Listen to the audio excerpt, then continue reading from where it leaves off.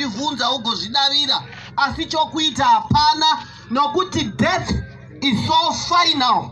Hauna chimwe chauchagadzirisa kana chauchaita kureva kuti dhora vharwa.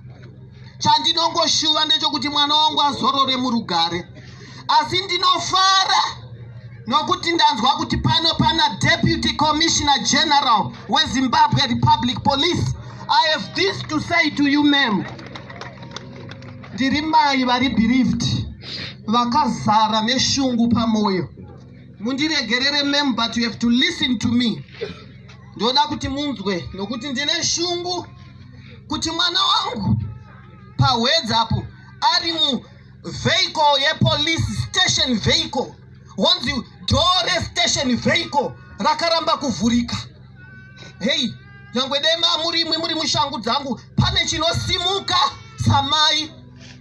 Station vehicle ye ZRP yaramba kuzaruka. Unozoti samai kudadai yakazaruka zvimwe.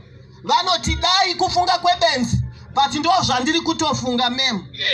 Dai station vehicle yanga isina kufa, ine madhoo atinotarisira. Dai pamwe, dai. Chechipiri, kuverenga hamusati mandirondedzera, ndinowa kuti pfuti yakanjema. ZRP inodavo kupuwa state of the art guns. Kwete kutipadza Ian Smith kana dzimwe dzavakeke.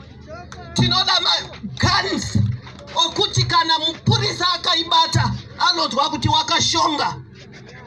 Dai mwana wangu anga kana dzimwe hama dzake dzanga nadzo vanga vane the state of the art guns zvimwe. Dai munonzwa kwandiri kuinda nepfungwa yangu. Dai polisi ngaishongedzwe, polisi ngaishongedzwe nezvinofanira kuitira kuti isu tirege kuchema misodzi yeropa seyandinochema masikati ezuva ranhasi. I am grieved. As at the same time ndinotarisa kuZRP ndoti what is this? Zvichida mwana wangu ngadai ari pano nhasi. Pamwe dai ndichinomubvunza kuti wamuka sei ari mupenyu achirwara ari muchipatara. Please, ma'am, indai message yangu to whoever, whichever office. Asinoda kuti muzive kuti samai va Maxwell, I am grieved.